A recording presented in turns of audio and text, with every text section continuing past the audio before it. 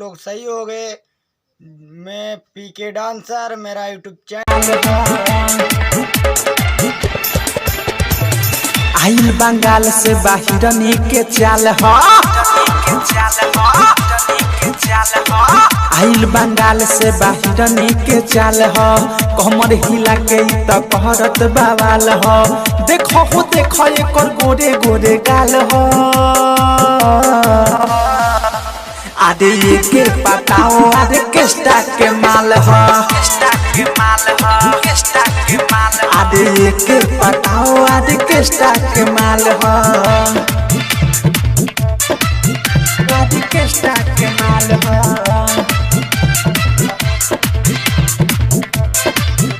आदे केस्टा के माल हो, आदे केस्टा के माल हो। लूटा बरतिया हो तुम आज के रतिया हो, देखो न अपने देखावे घूम के चोली के पटिया हो, चोली के पटिया।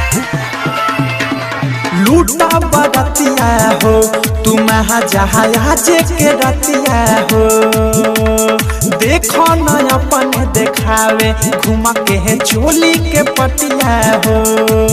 बाते गजब पोलाइल बा अजब के चीज, हाथ भीतरी घुसा के सदये के गीज। ढोढ़िए कर देखो 2 इंच खाल हो, आदे ये के पताओ आदे केस्टा के माल हो, आदे ये के पताओ आदे केस्टा के माल हो, आदे केस्टा के माल हो,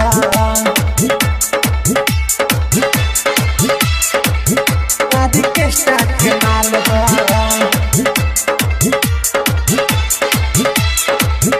आदे केस्टा के माल हो।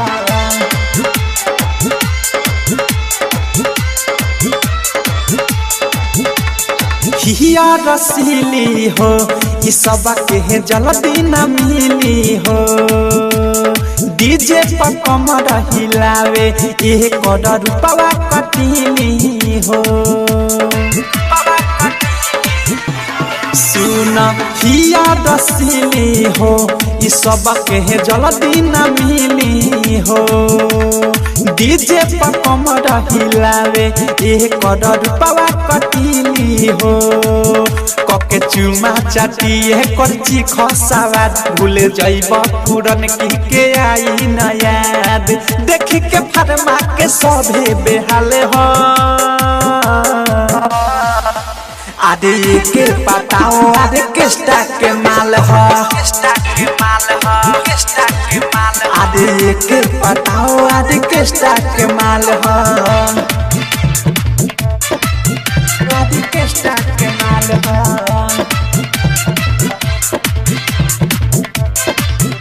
आदे केस्टा के माल हो,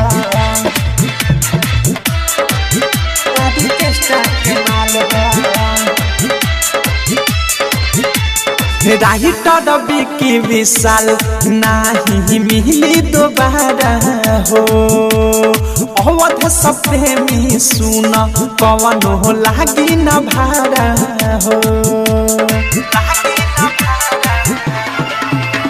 राइटर बिकी विशाल नाही मिली दोबारा हो, अवध सब प्रेमी सुन पवन हो लागी न भारा हो। देखो अनुराग बिकी लगावता लौ, आगे पीछे ले जाके कर न छो। ओइसन ड्रेस पहने लागे तीरे पाल हो, आदे ये के पताओ आदे केस्टा के माल हो, आदे ये के पताओ आदे केस्टा के माल हो। आइल बंगाल से बाहिरनी के चाल हो, कमर हिला के त कहरत बवाल हो। देखो हो देखो एकर गोरे गोरे गाल हो, आदे ये के पताओ आदे केस्टा के माल हो।